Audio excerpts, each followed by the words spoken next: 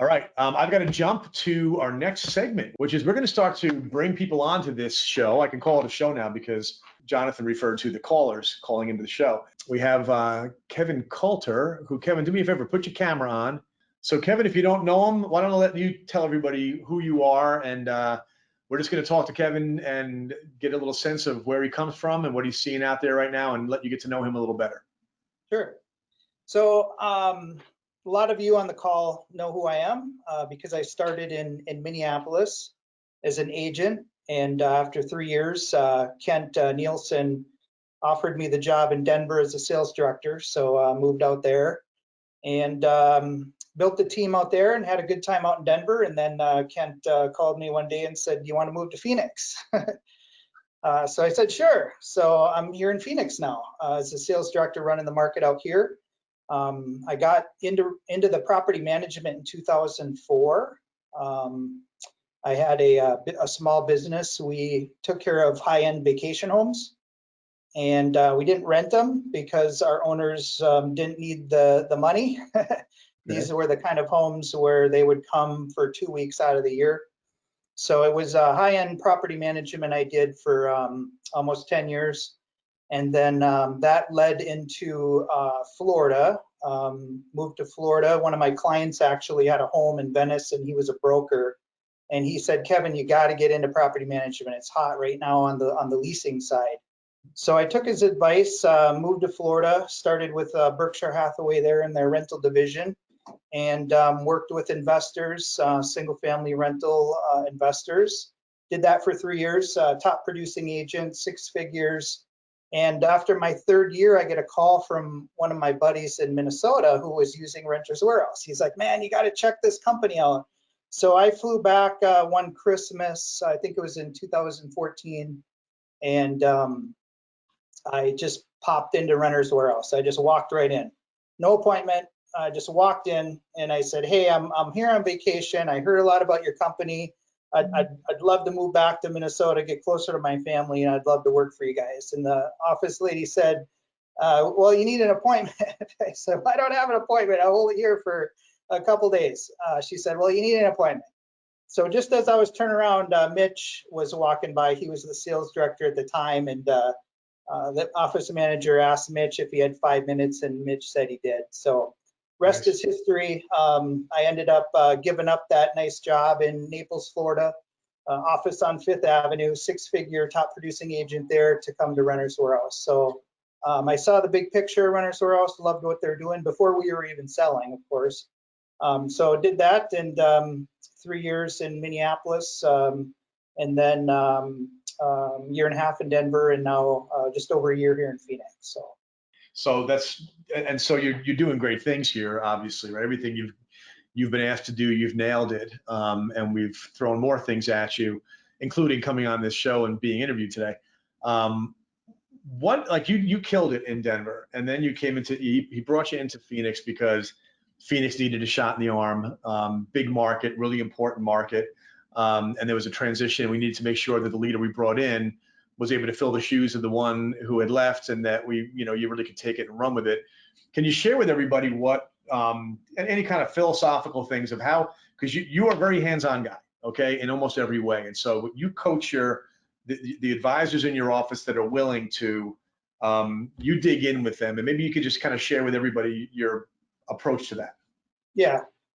So I have a couple agents in the room here with me, and Steve and I were just talking about this, and my philosophy is pretty simple. I mean, it's the easiest job in the world, and you just got to think of it like that, because it can be the most brutal job, and you can literally quit after your first month if you're just not prepared for it. So I always come into the conversation with the owner or with a prospect with a sense of humor.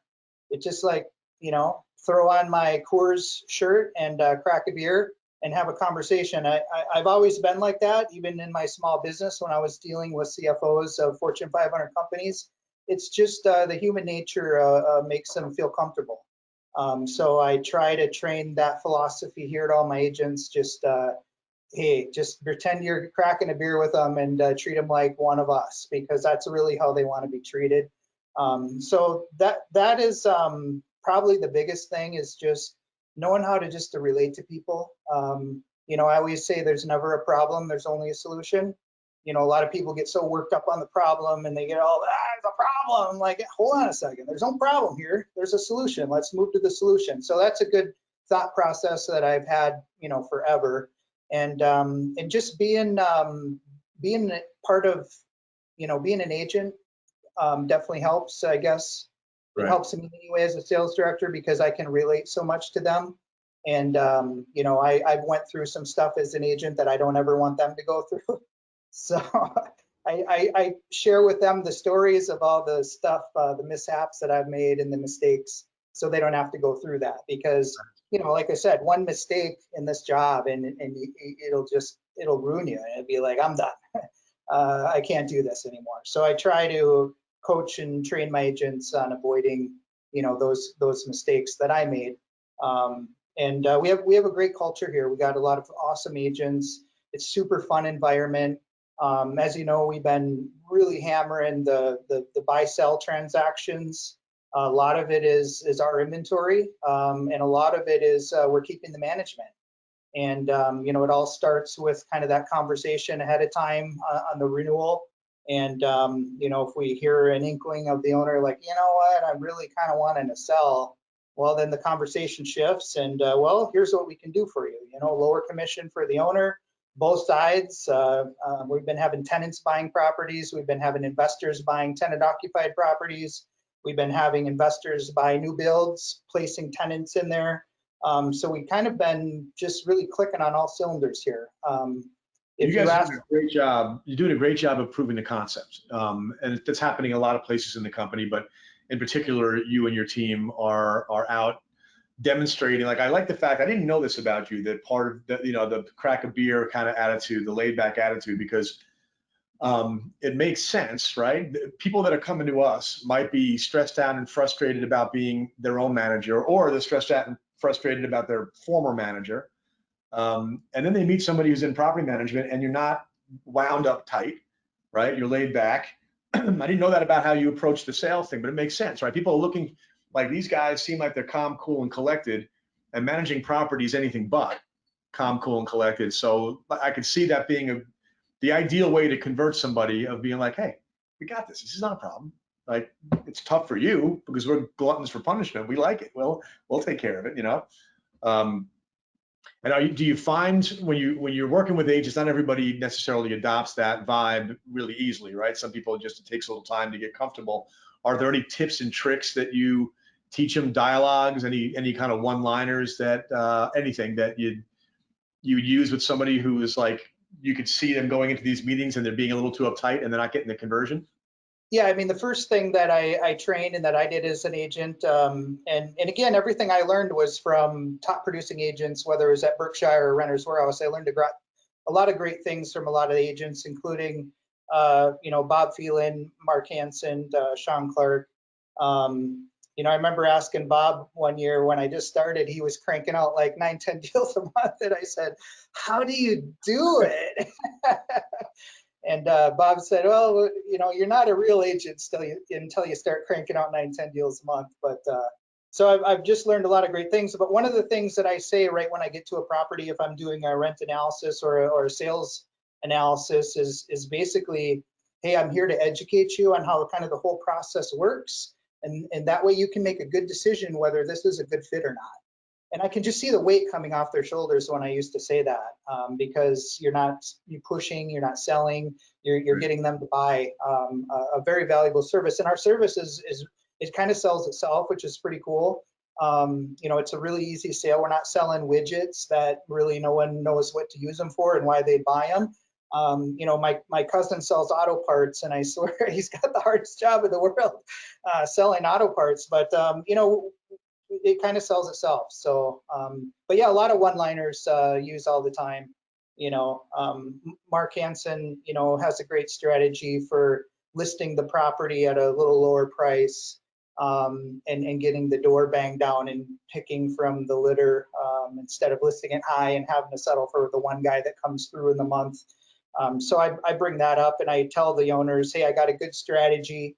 for getting you the best tenant in the quickest amount of time possible. Are you open to my strategy? And they're like, yeah, what is it? And I just said, well, let's list it here. And if we're not getting any good showings or feedback after the first couple days, let's just notch it down till we hit the sweet spot. Are you okay with that? And I told them the strategy, and so yeah, a lot of little stuff like that. Last thing, we got a couple of minutes left here. What are you doing now? The market circumstances being what they are, how are you directing your team to go out and deal with this imbalance of supply and demand, or whatever the latest sort of marching orders are over there? Well, everyone has a different strategy, so that's what's kind of cool about Phoenix here is, every person has a different strategy that seems to be working. Steve and Kurt have a strategy of kind of working our renewal inventory, and they've been doing an awesome job at it. Kurt's out banging on builders' doors, and he's got some great relationships with builders right now. And then as soon as he gets an investor, he's got a couple investors he's working with now, we have inventory. Jamie was downtown Phoenix yesterday at the courthouse with his tent that says $99, let us manage your property. And as soon as an investor comes out that just purchased an auction property, they see Jamie there. Jamie's just killed it doing that.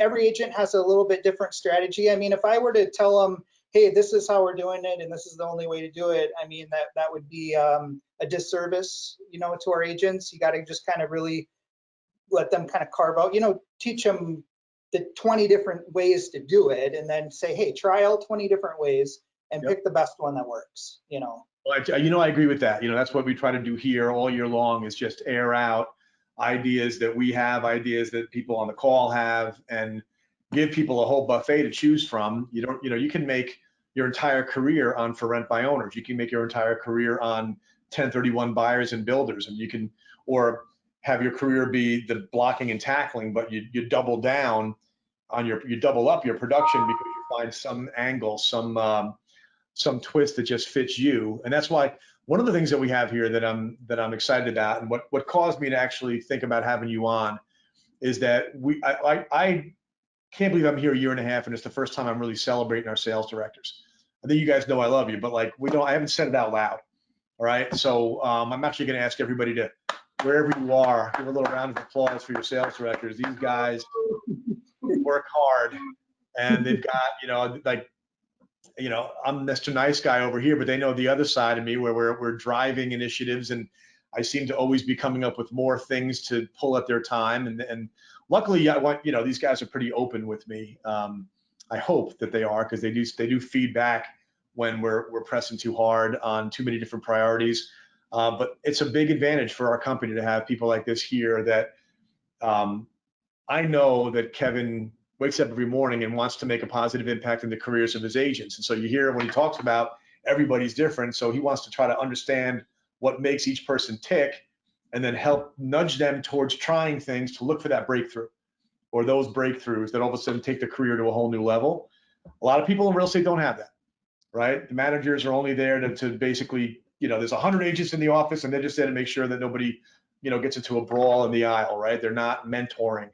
They tell you want a mentor, go hire Brian Buffini or Tom Ferry, but we don't have that ability here. In this company, we do. So, Kevin, thank you. You're exemplary at all that kind of stuff that I think makes this tick. So I appreciate you coming on and sharing.